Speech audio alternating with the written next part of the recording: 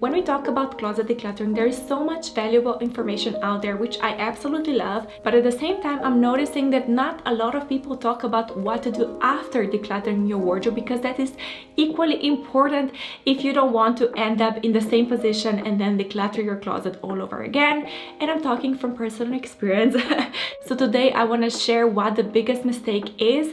And of course, I'm also going to give you tangible things you can do to get around that. Now, I'm not going to keep you suspended or keep you guessing what the mistake is. I'm gonna tell it right away, but before I do, I just want to mention that it may sound very simple or even obvious, and once you hear it you may think, oh, that's it, and you want to click out of the video. But please don't, because I truly believe that this video, if you watch it to the end, it's really gonna change at how you see your closet and shopping and decluttering and all of that. So just a little advice if you really want to get the most out of this video. Okay, so what is the big mistake that I keep talking about? That is leaving your closet as it is. Meaning, when you go into your closet and you do the full decluttering session, and when you're done, you just simply put everything back in a similar way, and then you're done. And this is something that I did and that most people do. But honestly, this is a thing that's really gonna affect you in the future if you're not careful. So what we have to do from now on, after we declutter, before we put stuff back in, we also have to take a little pause and assess our wardrobe and how everything is, to see if you want to make any changes. Because usually with decluttering, we're creating more space, and that is a good thing. But if we go a little bit too far and our closet starts to feel too empty, what's gonna happen subconsciously is that you're gonna want to fill the space. That's how human brain works. If you ever heard about weight loss tip about using smaller plates, that's the psychology that I'm talking about in this video. If you put one portion on a big plate, it's gonna look empty and you're gonna have the perception of, I barely ate anything. But if you put the exact same size on a smaller plate and it's gonna look completely full, you're gonna think, oh, I ate a full meal. And subconsciously you're gonna feel that you ate a lot more. And the same goes for our wardrobe. When we open our closet, we wanna feel that it's full enough. Not too full, but also not too empty. That's why leaving your closet as it is after you're done decluttering is the worst thing ever. Now, I have to say, if you just go in there and declutter 5 items, in that situation, this doesn't really apply. But I'm talking about full decluttering sessions when you really go deep. In those situations, you really have to assess before you put stuff back in. Now that we know this, what are some things we can do with our closet? The first thing you can do is actually not stop with decluttering your clothing items, but you start decluttering your closet, which is gonna sound a little bit weird, but it's really, really important. And I have a perfect example actually, because when we moved into this place, there was a walk-in closet in here. And I just put my stuff in like I normally would. But then I realized every time I opened my wardrobe in the morning, I had the subliminal message of, you don't have so much items, you have so much space, you can buy more, you can add more. And overall, my closet just felt a little bit empty. And then I felt that need that I have to fill in the empty spaces. And then one day I had enough. I realized what's going on. I'm like, this wardrobe is influencing me in a little bit of a bad way. So we decided to take the middle of the wardrobe out and just create one wardrobe at a wall. And we removed the doors from the walk-in closet, and the rest is history. I cannot tell you how big of a difference this made for me. And I'm suggesting that if you're in the same position, that if you have, let's say, 2 meters of wardrobe space, and then you declutter and you see that 1 meter is now redundant, you don't really need it, please declutter it, because otherwise you're gonna have the message that your wardrobe is empty and you're gonna want to add new things. But maybe you don't have enough empty space to declutter the entire wardrobe. So in that situation, you can still declutter drawers, separate drawers or separate shelves.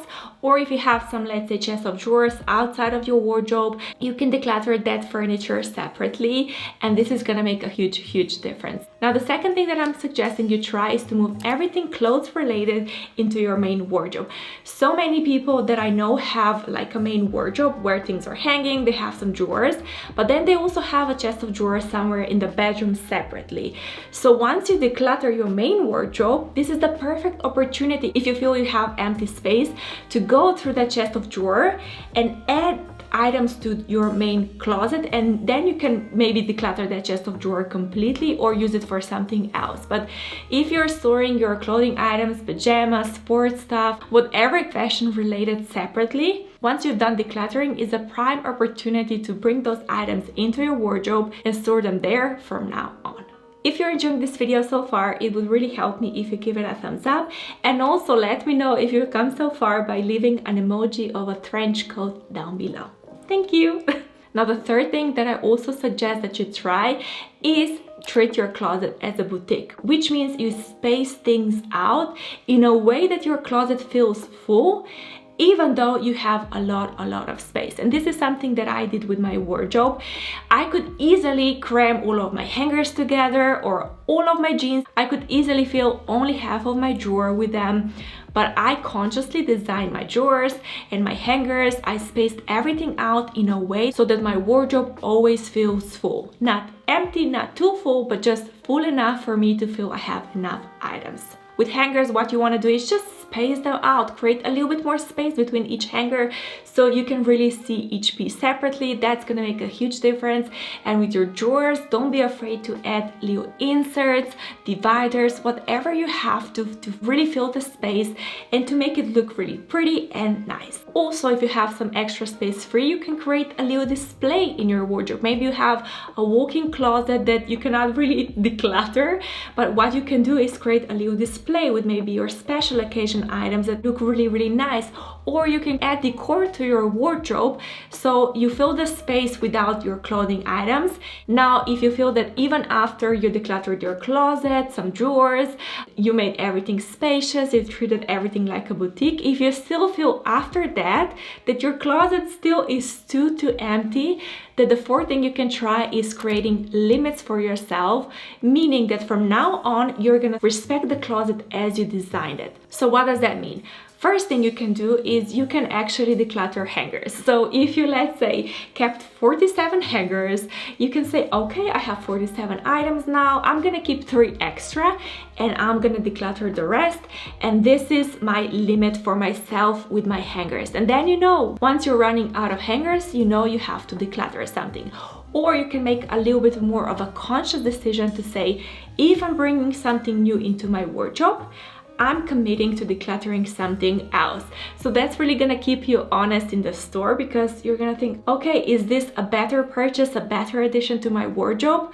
And is it worth for me to declutter something else or not? So if you cannot reorganize your wardrobe in such a way that that comes naturally, you can always use hangers and one in, one out rule to really keep everything minimal. And now the fifth thing that is so important, that it's actually non-negotiable if you ask me, is to make sure now that you're putting everything back into your wardrobe that you can see absolutely everything that you own. And if you treated your closet like a boutique and you made everything spacious, that's gonna happen anyway. But I still have to emphasize this point because so many people don't know what they have in their wardrobe, and then they just by mistake buy duplicates.